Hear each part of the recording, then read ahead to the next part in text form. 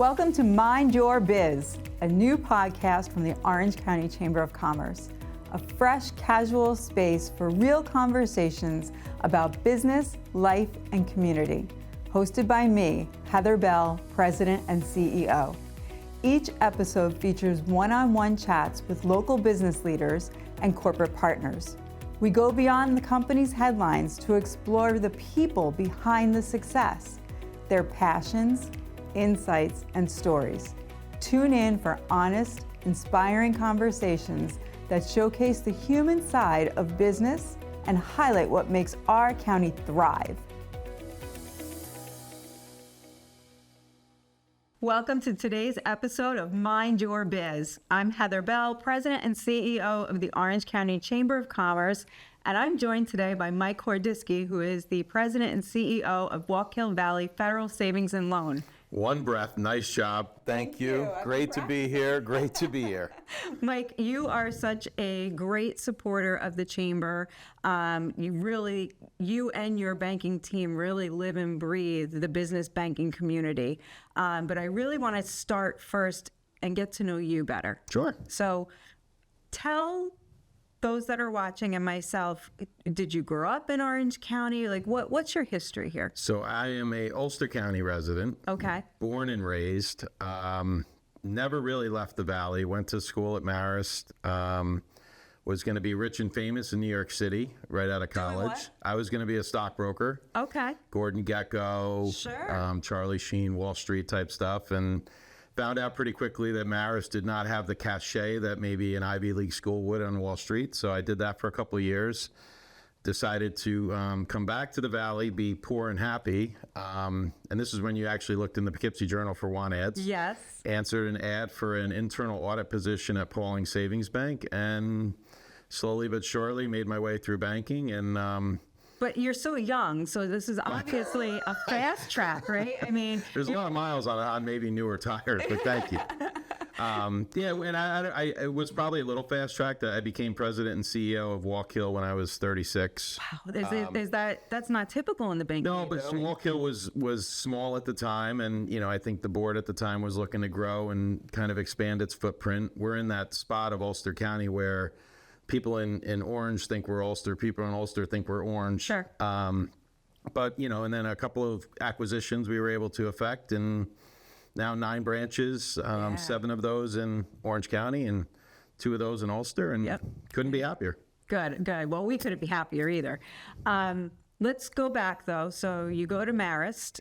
You have brothers, sisters. No, only child. You're an only child. Only child. And you only have one child. And as I well. do only have one child. So yeah, we have maintained the one child. We've gotten it right and have moved on from there, I guess. Continuing the family names that you have a boy. Yes, I do. Yes. Yep. Okay. He's in Cleveland now as a sports anchor. And you're so proud. I see it all the time. Yeah, I'm pretty proud. He has his moments, but he is an incredible kid and doing great things. Doing great things. Sports anchor. Were you very involved in sports? Was he involved in sports? How did this come about? He was, and I think one of the allures of being back home and not being in the city was I got to coach the youth baseball and basketball and CYO, and it was fun. and something my dad did for me and something I got to do for him, and he's always been pretty outgoing, affable, kind of just loved the idea. Where you get stuff from. I must be the mom's side. But yeah, so he went to Syracuse and worked at the bank for about 3 weeks right out of college because he didn't find a job, and I thought it was important that he do something, and very quickly realized that I need to find something. So went to Bluefield, West Virginia. Okay. And started his career there and has moved on to Lubbock, Texas, Louisville, and now Cleveland. That's wonderful. Yeah, it's Good great. job, Dad. Yeah, cheers. Thanks. Thank you. Yeah. So I went to Marist. The Mount, though, in 2016 called me and said, hey, we'd like to honor you with the Joe Benora Leadership Award. Mm-hmm. At the time, it seemed like a great opportunity to have a party with my friends. Sure. So we got a bus and went to the gala, and I got this honor. And very quickly after that, I didn't realize, but the segue to that is, hey, we'd like you to be on the board. Right. And started my board position there in 2017. And now you're no longer president of the board, but you're on the board. Thankfully, nope. Lou Bach is now the chair of the board. I was chair for 4 years. And, you know, I found that the Mount is an incredibly important asset to not only the students that we educate, but I think to the Newburgh community, the city, Orange County as a whole, and to the Hudson Valley. And it's really been I've said it's the most rewarding, challenging thing I've ever done in the not-for-profit space. So let's stay on that topic. I know that you are very philanthropic. Tell me about some of the other organizations that you work with and why. I love the opportunity to talk about this. So the one that I am current chair of is Adaptive Hudson Valley. You know, something that I wasn't fully familiar with. I was familiar with Crystal Run Village and kind of what they did, and got the opportunity to be on their advisory board and became chair. And what an incredible organization with folks that just do God's work every day, in kind of taking the most, you know, the people that need the most care, they need that support structure and bring just life to them. So that's been truly rewarding. I think it's a great organization. Adapt Community Network's been able to take something that was, you know, a bit of a struggle and just turn it around and really do some special stuff. So that, and then Walkway Over the Hudson for a period of time, you know, that's a great connector between Ulster and Dutchess counties. Sure. It's an incredible bridge that is way more than a bridge. So yeah, I've just been very fortunate, and the bank has a mission to be that. I mean, that's who we are as a bank. We're a savings and loan. Isn't it great when you can meld like passionate stuff like that with your career, and it becomes a way of life? Yeah, I've been very, very fortunate in all aspects of that, and the bank's commitment to giving back to its community, doing the right thing. You know, it's something that my mom ingrained in me. She was always volunteering and trying to do better for her community. So it's something that's just, it's kind of come naturally. Which is great. Yeah. So through the pandemic, you manage 9 branches plus corporate offices, and you made quite a few changes that reflect in the quality of life and the retention that you were able to maintain with your work staff, right? So tell us a little bit about that, because I always find this leadership story really impressive. Yeah, I mean, I have always subscribed, and I've had some incredible bosses, you know, through my tenure kind of coming up through the ranks. And really, you've always tried to keep employees centered. You know, treat people the way you would hope to be treated when you're in that kind of leadership role, or that, you know, ability to make a decision. So, you know, COVID was certainly a challenge. But, you know, we have, again, we're a savings and loan, we're a mutual. We were able to be generous with time, generous with work arrangements. And my team responded incredibly. I mean, I think everybody on the team just stepped up, did the right thing. And that makes it a little easier too. So, you know, there's been some, you know, great hiring, I think, at the bank with some great people. And, but COVID was a challenge. I mean, we have to be at the bank. I mean, we needed to service customers.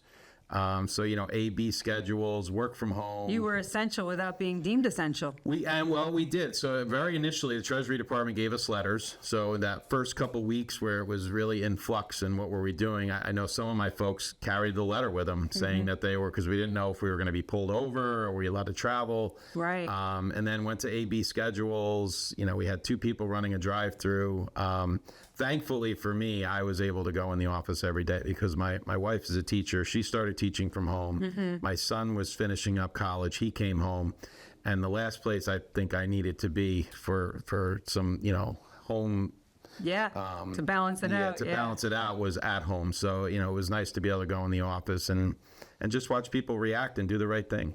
And so you kind of made some changes to a stuffy industry, we'll say. Well, we did. So we were able to dress down. So the suits went away, and we were basically 4-day-a-week suit and then khakis and a dress shirt on Fridays. That went away, and that has stuck. I think it has really, and I have tried in vain to go back to suits 3 different times. And, you know, other than there being a mutiny at my shop, We have staved off the mutiny by saying we're going to continue this. But I will say that interacting with customers, they appreciate a little more regular approach. I think at times the suits can be off-putting depending on who you're speaking with, how sophisticated they might be. Yeah. And, meeting like this, they appreciate it. I always say the tie does not make the leader. No, and that has proven out. And I think it has certainly resonated with my folks at the bank. They love not having to kind of dress up and be a bit more comfortable, a bit more casual. But you know what? We still get to do our job and still get to be professional and hopefully, satisfy the needs of our friends in our community on the financial side. So let's talk about that now. That was a great lead-in. What sets Wallkill Valley Federal Savings and Loan apart from the there's a lot of financial institutions? There's a ton. And I think for us specifically, and this is probably more community bank related, because I think there are a lot of banks like Wallkill at the community level that you really separate yourself on customer service. You really get the opportunity to sit with a customer, talk with a customer, hear their needs, and then kind of be able to define solutions for each one of those things. And you have a lot of flexibility in your area, right? Thankfully, we do. And I think that's what most of our, a lot of our customers appreciate, the fact that it's not a one size fits all. We are fair to everyone. But, we have the ability to do things that Bank of America, the largest of the banks, just could not systemically do because they're in so many places. I'm in a fairly small microcosm, the Hudson Valley, and, we get to understand the market really well. It's our only market. And we get to say, we really get to take the needs of our community and find solutions for them. So that's probably the most rewarding part of our job, is we get to see people make their dreams come true, build wealth, buy that first house, buy the next house, see their families grow. And it's something and build their businesses. Certainly the business side. You've helped so many of the chamber members. We refer to all, but also knowing where the specific niches and who could serve is a great chamber connection. Instead of referring to every single financial institution, we say, okay, what amount are you looking for? What do you have a business plan? And we know, okay, we're going to refer this one here. We're going to refer, but we always make 3 referrals, right? Yeah. So we try to be fair and show, that we're patronizing all of our members. What about when somebody comes in and they have no collateral, or they don't have that 20% to put down on a home? What flexibility do you have? So there are products and options for folks. I mean, sometimes the conversation is, hey, you're not ready yet, but let's give you the path forward of how within 12 months, 8 months, 16 months, you're going to be ready to kind of make this transaction work. But certainly, I mean, house prices in the Valley right now are so expensive that 20% down on kind of a $500,000 house, which used to be, whoa, wow, $500,000. Right. You can see you're not getting the same house that you might have got 10 years ago for $500,000. And if you want to put 20% down, it's $100,000. Right.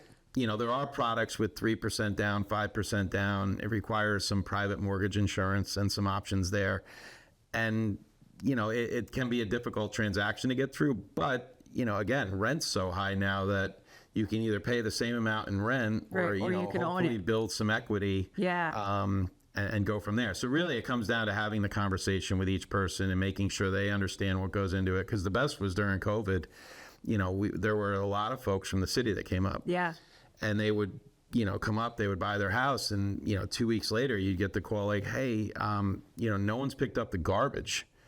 Well, did you call the garbage service? Yeah. Oh, no, you got to call a garbage. Yeah, no, that's not included, or, And so the bank is getting this well, we call. would get like, those how calls, or, great is it that? was always, we would, make sure, like, But you've ingrained yourself in the community, so somebody knows I'm moving into a new community. I can call my banker. We just want to be the resource. Yeah. We've always wanted to be the place to go. We're not a one size fits all necessarily. We can't be everything to everyone, but we want to be the resource. Call us first, and then look, if it's not our place, if it's not something for us, we'll hopefully find you a resource somewhere else. Much like you guys, I think, do at the Chamber. I mean, you guys have been an incredible resource to all businesses. So continued success to you on that. Thank you.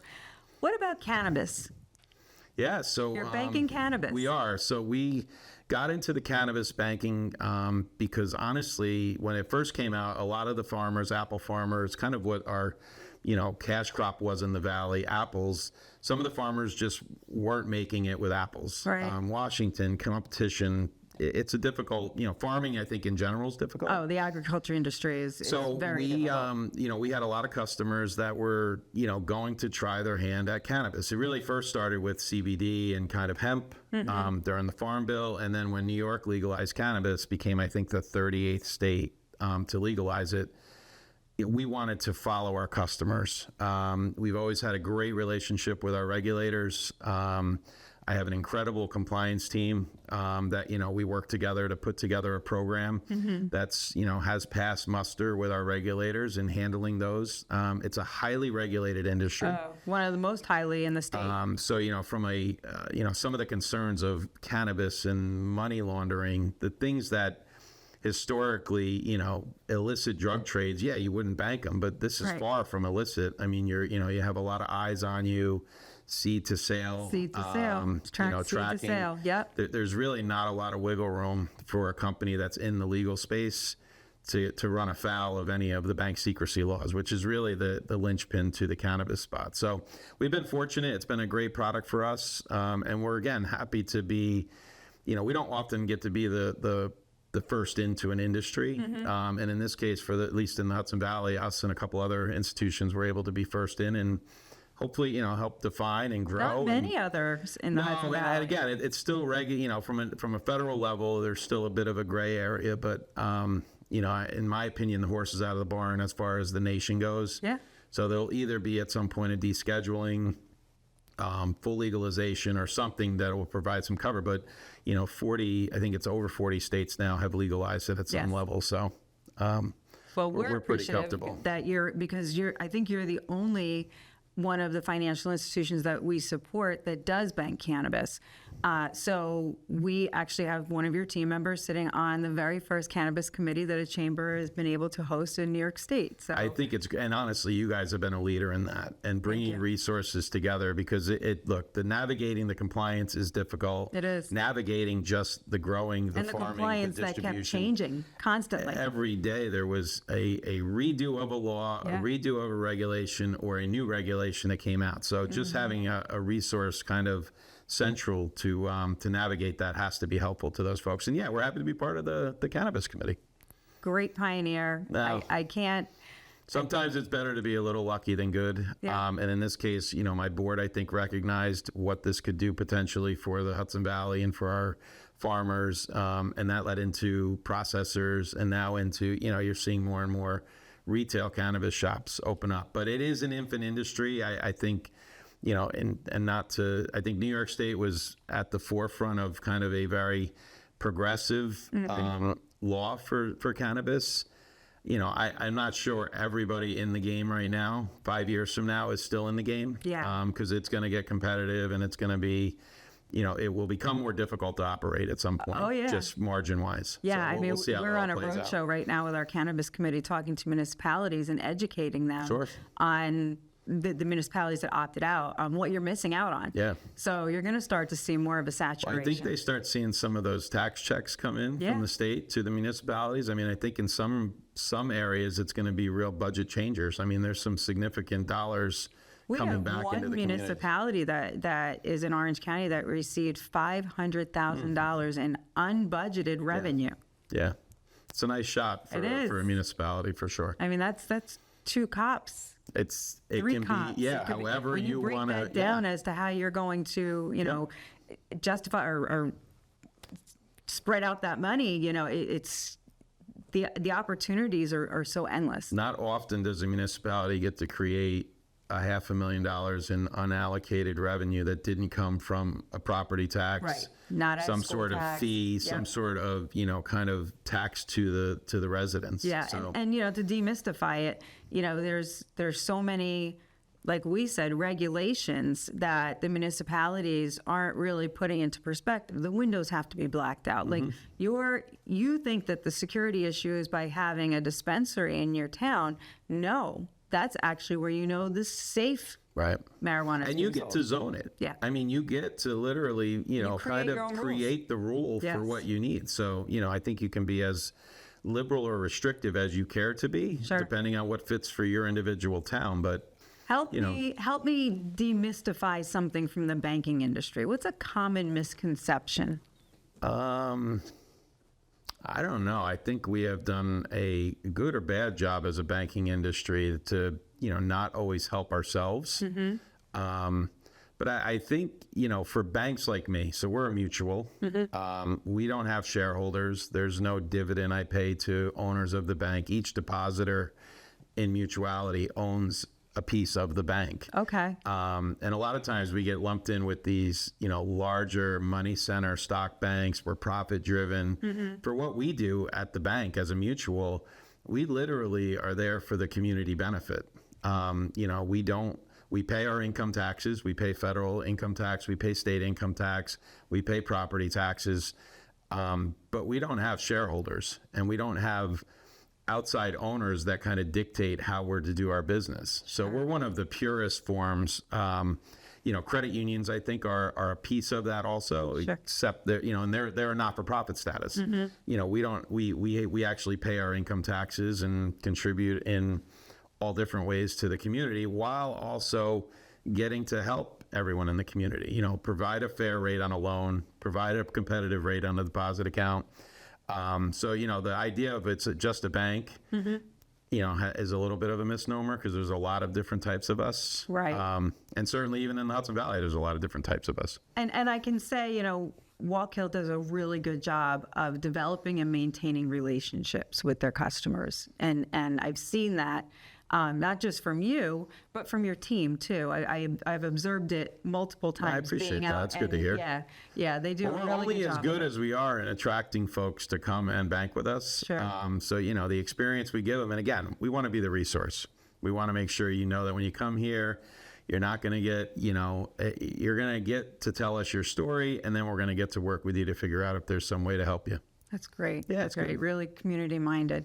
We're now going to switch to the fun part of Mind Your Biz. Now we're going to mind Mike's biz. Okay. All right. I've heard about this part, so I'm ready. Here we go. All right.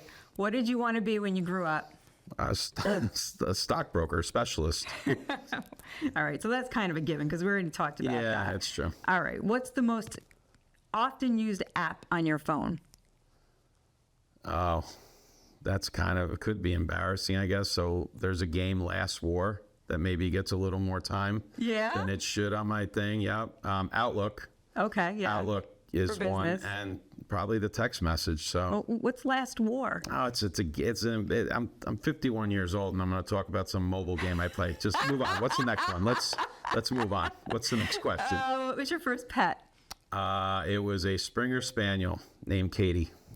Okay. Well, actually, the very first pet was a guinea pig that was called Thomasina, because I wanted it to be Thomas, but didn't realize that It was a Cena. we got a girl. Yeah, so we became Thomasina. Okay. Yeah. All right. And were you responsible for keeping Thomasina's Every cage Saturday, clean? we cleaned Thomasina's cage, and got the new kind of wood chips and new newspaper, and yeah. I probably would never own another guinea pig. Yeah, that I've was a heard lot that. of work. Yeah. That was a lot of work. What was your first car? 1983 blue Honda Civic hatchback, 5-speed. It was a cream puff, and I put it into a telephone pole my junior year of high school. We had a half a day of school. We were all going to play cards. Loaded up the crew into my Play car. cards? Yeah, we were gonna go play poker because we had a half day of school. We got I let could out. see you playing poker in junior high. Yeah, it was happening. We all had our little change thing, and I fishtailed it, put it into a pole. Went home. Walk in. Mom's like, "How are the roads?" I'm like, "Not good.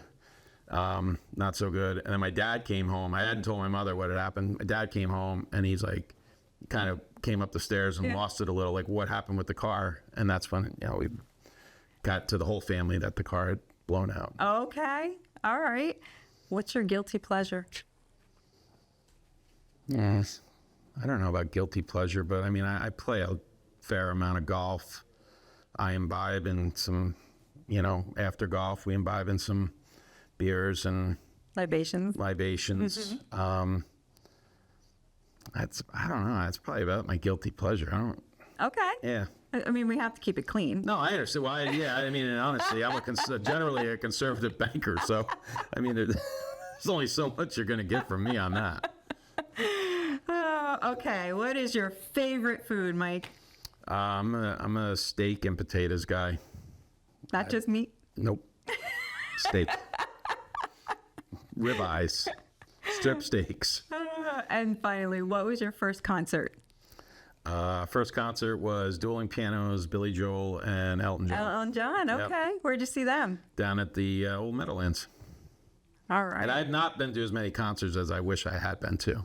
Well, we have to change that. I know. We have quite a few venues. We do have some decent venues for sure that have some great shows. So, well, that is it for us today. Pleasure to be with you today. Thank you for joining me. Thank you for joining this episode of Mind Your Biz. Again, I am Heather Bell, President and CEO of the Orange County Chamber of Commerce. We're coming to you from the Forge 28 studios, and we are being produced by Diamond Grade Media. Thanks for joining us today.